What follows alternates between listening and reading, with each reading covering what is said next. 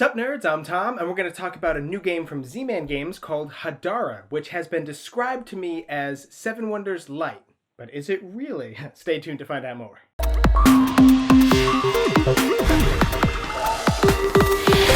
So Hadara is a pseudo-drafting civilization building game where it's mostly a lot of like set collection-y things where you're trying to advance on tracks, and it's mostly it, actually. So we've got this wheel in the middle where we've got blue, green, yellow, purple, and red, where you're going to be, eventually you're going to go through every deck, but you're going to go through deck by deck, just drawing two cards. You're going to pick one that you're going to discard into this discard pile here, and then the other one you are going to choose to either pay and build it, and that will move up tracks and give you abilities and whatnot, or you can pitch it for coins. Obviously there's a lot more. I'm not going to explain to you how to play everything, but there's also a factor where later on you're going to go through, so you're going to go through all of these decks, and all the decks are going to be depleted, and half the cards are either going to be pitched for coins or in people's play areas, and the other half are going to be in the discard pile. Well, then you're going to go through again and start drafting things from the discard pile. And mostly what you're doing with these cards when you build them is you're moving up tracks, and you move up all these ones, and some of them actually have functions, like the income track. Well, I guess they all do have functions, but they mostly do, you're mostly going to use them for trying to score points. The income track gets you income, which happens twice around. The food track has a feed your people type of element, so for every card that you have to have at least this much food. Now, you're not having to spend that food to feed them, you just need to have the track at that portion. The red and the blue are more points generating type of thing, and again, it's all threshold, so if your red is at a certain threshold, you can then take one of these tiles that gives you it'll either give you coins immediately, or you can spend a coin to flip it over, and it'll move you up on some of the tracks, but either way it'll get you points. The blue thing you'll get to, I think it's called sculpt statues, is where you get to take some of these bonus tokens that you start with and put them in these statue areas, again if your threshold is at the certain limit, which will give you points at the end of the game. And you choose whether you're going to put the token face up, which will let you bump up the tracks a little bit more, or face down, which will just give you a couple extra points if you feel like you'd rather have more points at the end of the game versus increasing your engine. You can also buy medals, which give you points at the end of the game for certain things too. One of them will give you points for how far up you are on a specific track. Another one will give you points for each set of cards, so one of each of the 5 colors, hey, you'll get 7 points. For if you have one of each of the 5 colors, hey, 7 points. If 2 of each of the 5 colors, hey, 14 points, that type of thing. So you have to decide whether you want to diversify or if you want to pick one color and just go ham on it. Now again, I'm not going to explain to you how to play the game specifically. There's other videos for that, even though I just gave you a quick brief overview, because I want to say Seven Wonders Light, there are things that I can see there, and that this is a civilization building game, as is Seven Wonders. But do you really feel like it's a civilization? You're building a civilization, ooh, and now I have money, and now I have military, and now I'm getting science. Like in Seven Wonders, when you're getting those science cards, do you really feel like, ooh, I'm working on science? Like, there are civilization games where you have actual science tracks, and you're gaining actual knowledge in certain areas that let you be more proficient and better at other things, you know? The civilization aspect, I mean, it fits. It doesn't feel pasted on, but I don't know. It's a wonky category to put it in. It's also kind of hard to find a category to put this game under anyways, because what are you doing when you're taking these cards? Are you really drafting them? I mean, you kind of are, right, from the middle. When you draw them at first with those 2, you're just pulling from the pile, so you don't really know. When you pitch them to the discard pile, though, that's a bit more like drafting, because now there's a pool where everybody has knowledge of what's available, and you can kind of hate draft, and, you know, and when you do that, when you're taking from the discard pile, you can take from any discard pile. You don't, as you do in the first time when you're taking from the draw pile. In the first time, you go deck to deck. You kind of go around clockwise.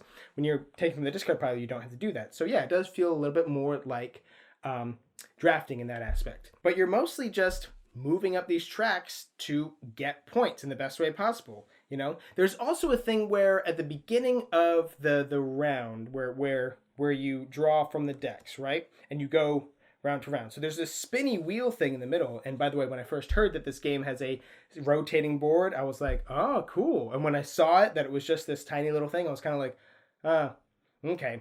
And then when I played the game and realized how little impact that has in the game, I went, oh, okay.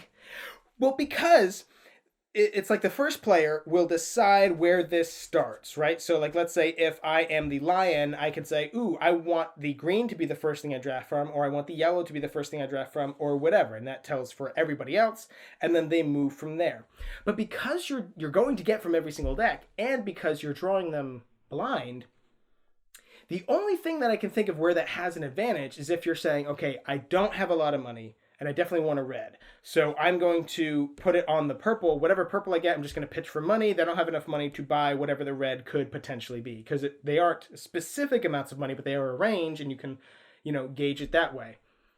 I guess. Sure, if you've played the game a bunch, that's a big deal. But for me, I was just kind of like, okay, that could have been not a thing, and the game wouldn't have suffered or been better or whatever for it. So I will log that as my first real complaint of the game, is that this wheel thing doesn't feel super significant. The other complaint, though, is that, again, I haven't played it a bunch, and if you have played it a bunch, well, first of all, why are you watching this? But second of all, you can correct me if I'm wrong, but it does kind of feel like diversifying isn't the greatest thing in the world. Like, granted, I'm not saying it's terrible to get that gold medal for 7 if you have one of each card, if you're kind of going that way, because you do need income. Sure, you do need to feed your people. Sure, you do want to be able to build statues and or get these red tiles. I don't remember what they're called. But it does kind of like does feel like there's a lot of incentivization to get the other tracks where you kind of need them, and then just go ham on, let's say, red, because then you can get the higher threshold. You get more of these, and these are worth more points. You get these silver medals, which would get you a lot more points for having those up really high. You can also the cards that you get, they're all one cost cheaper for each of that color. So if I have 2 yellows and this yellow costs a 5, I only pay 3 type of thing. So it does feel like there's a decent amount of push to not just ignore other colors, but keep those other colors good and then just go ham on one. Now, there is one other complaint that I have heard from people, is saying that there's a relatively decent memory aspect in the game, in that, okay, so you're gonna pick up these 2 cards.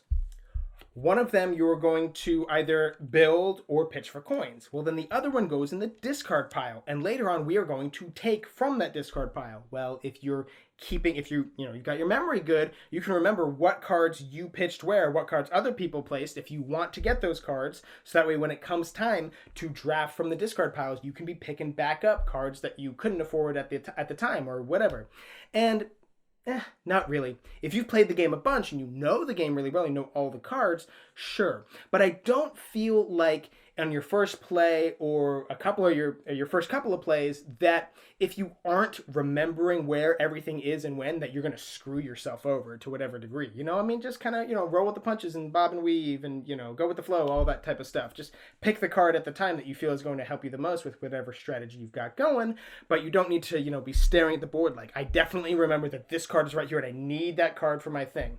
If you're a big min-maxer, that aspect is there, but you don't have to. So to go back to the thing that I said at the beginning, where has been described to me as 7 Wonders light, I don't know how much I would agree with that statement. I would say that it's either comparable to or maybe even slightly more complicated than 7 Wonders. In here you have a bunch of different phases and things that work a little bit differently. And everything you get, you have a couple of options for it. So like again, well, I'm going to pick one of these 2 cards, and then the card that I pick, I either build or I pitch for coins. Well, okay, I'm going to get one of these tiles. Do I want to keep it for the coins that I'm going to get from here, or do I want to spend coins to flip it over and possibly move up some more tracks?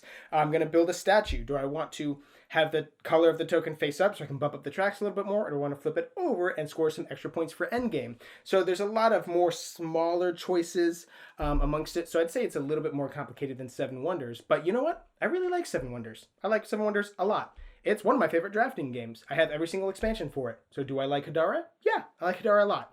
Does it kill 7 Wonders? No, and I think they're different enough where I could definitely own both. I would probably still introduce people to 7 Wonders first and then play this one. And I know it feels like maybe I have a couple of complaints, and I always have complaints with games. No game is perfect, but I had a lot of fun with this one. I really did. I definitely, am excited to play it again and again and try different strategies. See that, picking just one color and going ham on it versus really diversifying. I don't know. I really would like to do that again. I would like to see more cards for this. Well, there's a lot of cards, so it'll take a while before they come up with an expansion. But I definitely enjoyed it. Definitely had a lot of fun. definitely going to keep it. Some more definitelys in there. Hey, if any of what I was talking about in this video sounds interesting to you, I'm going to put a purchase link to this game in the description box down below. Go ahead and get yourself a copy. While you're down there, don't forget to subscribe to our channel so you'll never be bored. I snapped too fast. Snapped too early. Sup nerds, I'm Tom, and I'm like...